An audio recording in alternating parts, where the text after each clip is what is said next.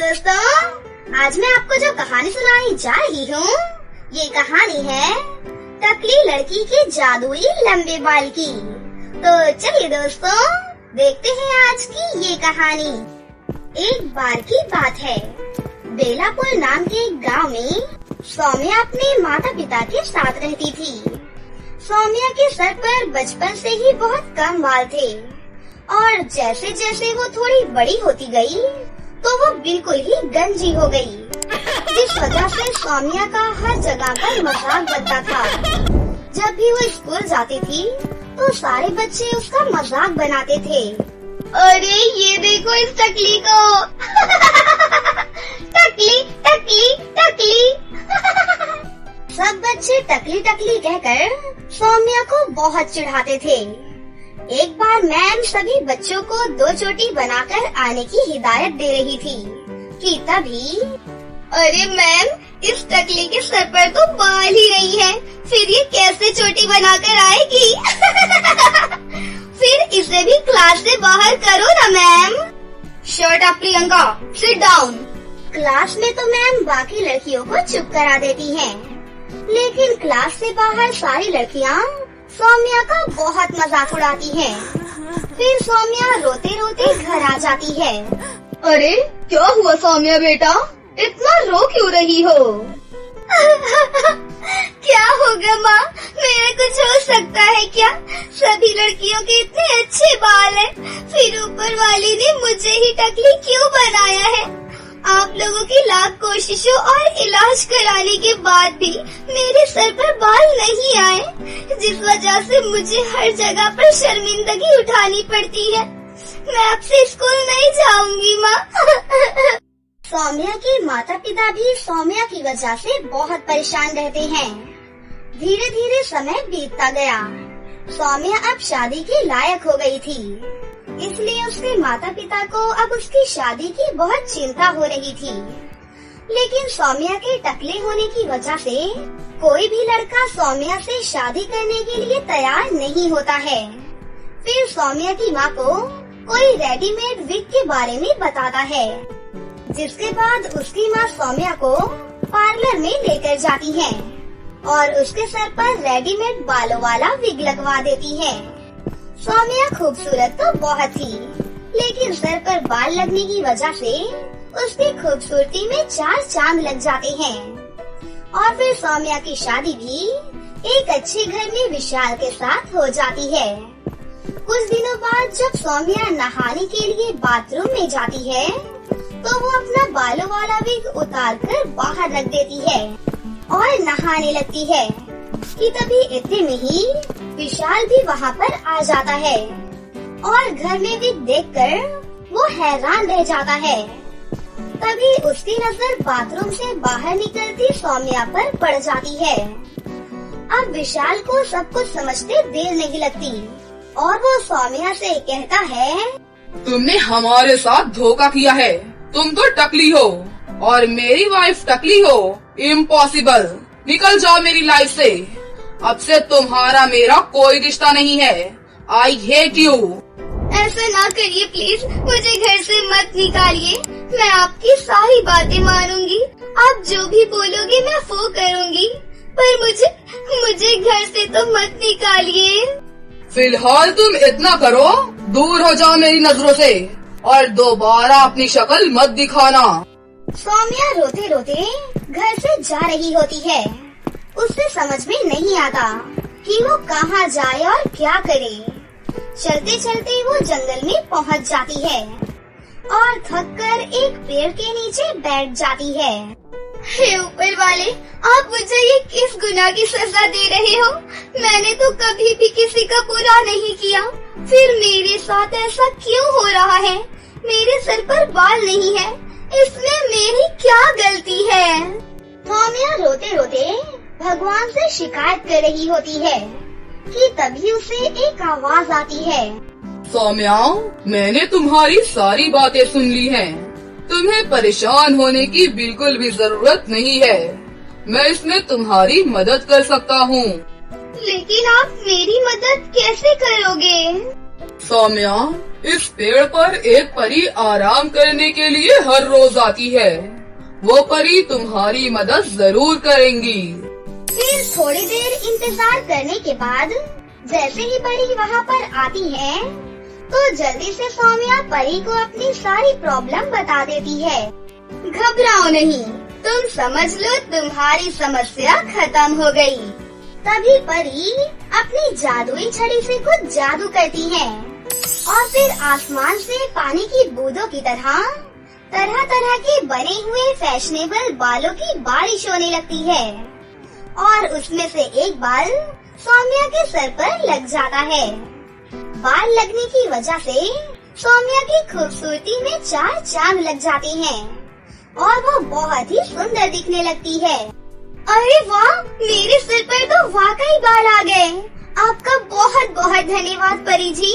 जो काम आज तक बड़े बड़े डॉक्टर्स नहीं कर पाए वो आपने चुटकियों में कर दिया। थैंक यू सो मच परी जी। सौम्या परी का धन्यवाद करते हुए अपने घर वापस चली जाती है। सौम्या की माँ सौम्या के सर पर बाल देखकर बहुत ज्यादा खुश होती है। उधर कुछ दिनों बाद विशाल को भी अपनी गलती का एहसास हो जाता है और वो सौम्या से माफी मांगने के लिए उसके घर पर आ जाता है। मुझे माफ कर दो सौम्या, मैंने सिर्फ तुम्हारे रूप को देखा था, तुम्हारे गुणों को नहीं। अब मुझे समझ में आ गया है कि इंसानों का सुंदर होना ही सब कुछ नहीं होता है, उसके गुण भी मायने रखते हैं। और अब तो तुम्हारे सर पर बाल भी आ गए हैं, मुझे तुमसे कोई भी शिकायत नहीं है। चलो मेरे साथ, अपने घर चलो। अपने पति की ऐसी बात सुनकर सौम्या खुशी खुशी अपने पति के साथ चली जाती है और फिर खुशी खुशी वो दोनों एक साथ मिलकर रहने लगते हैं। ये कहानी बहुत समय पहले की बात है। अमेरिका में एक खूबसूरत साम्राज्य था जहाँ पर एक राजा रहता था। राजा अपने राजकाज से बहुत खुश था। वो प्रजा में बहुत ही मशहूर था। सभी लोग राजा को बहुत प्यार करते थे, लेकिन एक बात उसके खुशनुमा मिजाज को खराब कर देती थी कि वो अपनी बेटी रपुंजल के लायक राजकुमार कैसे ढूंढे। राजकुमारी रपुंजल अपनी खूबसूरती के लिए बहुत मशहूर थी। उसकी हिरनी जैसी आँखें, उसकी खिलखिलाती हंसी ऐसे जैसे मानो सभी कलियां खिल गई हो। वो जितनी खूबसूरत थी उतनी ही समझदार भी थी। रपुंजल को कविताएं लिखने का बहुत शौक था। बड़े से बड़े कवियों की कविताएं उससे बेहतर कोई भी नहीं बोल सकता था। रपुंजल, मेरी बेटी, तुम बहुत ही गुणवान हो। मैं तुम्हारे लायक राजकुमार कहाँ से ढूंढ कर लाऊंगा, ये सोचकर मेरा दिल बैठ जाता है बेटी। पिताजी, आप चिंता मत करिए। ऊपर वाले ने जरूर मेरे लिए किसी खास इंसान को बनाया होगा। बस मुझे उसे ढूंढने की देरी है। आखिर वो खास इंसान कहाँ मिलेगा मेरे मर जाने के बाद? पिताजी, आप ऐसी बातें क्यों कर रही हैं? ठीक है, मैं आपकी बात मानने के लिए तैयार हूँ, पर मेरी एक शर्त है। अगले दिन राजा ने सभा बुलाई जिसमें दूर दूर से लोग रपुंजल से विवाह करने की इच्छा से आए थे। लेकिन उस सभा में रपुंजल खुद नहीं आई, बल्कि उसका मंत्री एक पत्र लेकर आया। सुनो सुनो सुनो, जो कोई भी नीला गुलाब ढूंढ कर ले आएगा, राजकुमारी रपुंजल उसी से विवाह करेंगी। ये सुनकर सभा में उपस्थित सभी लोग चौंक गए। कुछ लोगों को लगा कि राजकुमारी रपुंजल की शर्त बहुत ही अजीब है, क्योंकि नीला गुलाब मिलना असंभव है। वहीं उनमें से कुछ लोगों ने इस शर्त को पूरा करने की कोशिश की और नीले गुलाब की तलाश में निकल गए। उन्हीं में से एक राजकुमार था जिसका नाम भैरव था। वो शर्त को पूरा करने के लिए राज्य की सबसे बड़ी फूल की दुकान में गया और उसने दुकानदार से बोला, मुझे एक नीला गुलाब चाहिए जिसकी कीमत चाहे कुछ भी हो। माफ कीजिएगा, मेरे पास नीला गुलाब नहीं है और न ही मैंने आज तक नीले गुलाब को कभी भी देखा है। मेरे पास बाकी सभी रंगों के गुलाब हैं, लाल, सफेद, हरे, पीले, सब। आपको इसमें से कोई भी चाहिए तो आप ले सकते हैं।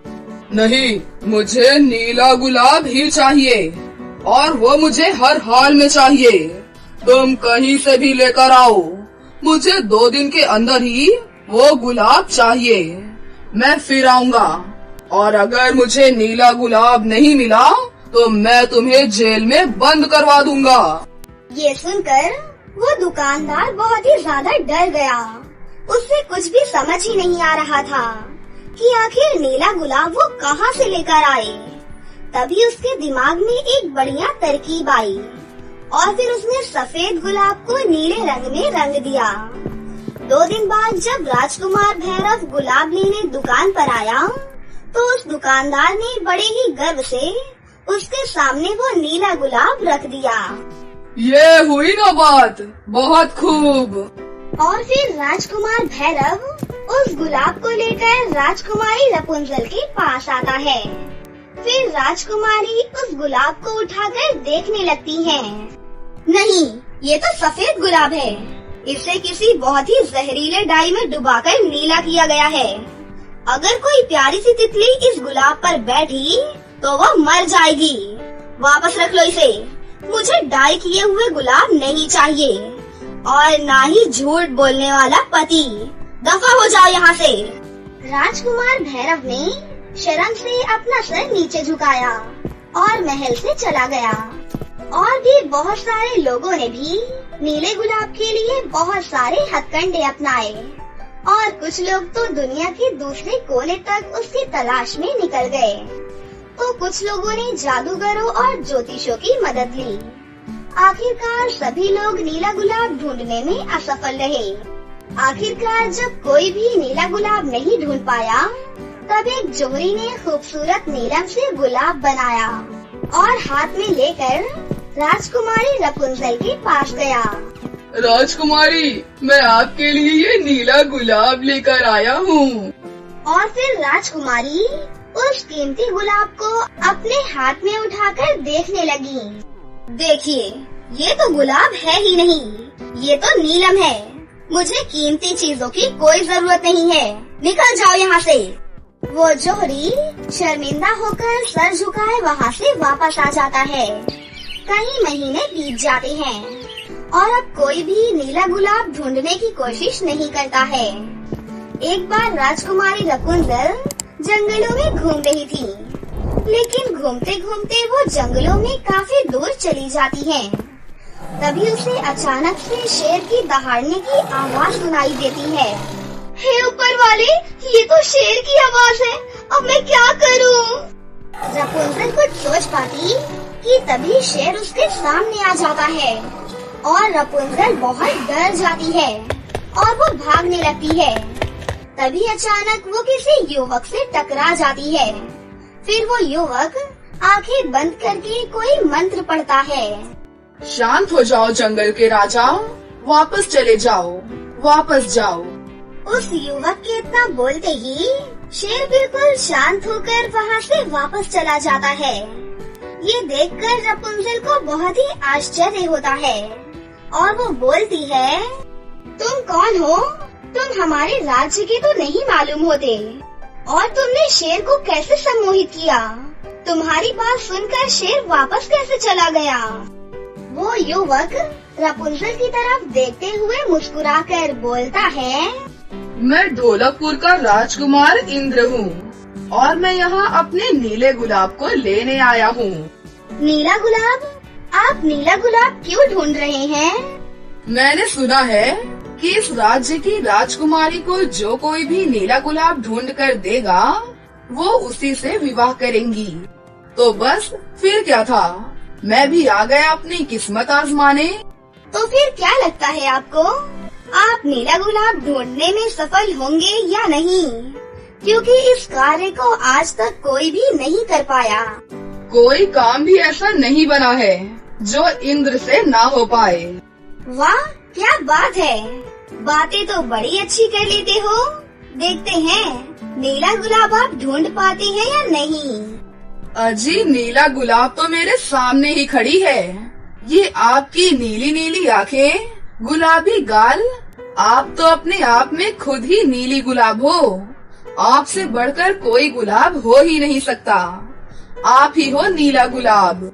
ये सुनकर राजकुमारी रपुंजल बहुत खुश होती है और उस युवक को अपने साथ अपने महल में लेकर आती है और अपने पिता को वो सारी बातें बता देती हैं। इंद्र बेटे, शर्त के मुताबिक तुमने नीला गुलाब ढूंढा है, क्योंकि मेरी बेटी ने प्रण लिया था जो उसे नीला गुलाब ढूंढ कर देगा उसी से उसका विवाह होगा। और आज तक इस पहेली को कोई भी सुलझा नहीं पाया, लेकिन तुमने उसे देखते ही पहचान लिया। ये तो बहुत खुशी की बात है महाराज। रपुंजल से विवाह करना मेरा सौभाग्य होगा, मुझे कोई ऐतराज नहीं है। और फिर बहुत ही धूमधाम से राजकुमारी रपुंजल और राजकुमार इंद्र का विवाह हो जाता है और वो दोनों हंसी खुशी से अपनी जिंदगी जीने लगते हैं।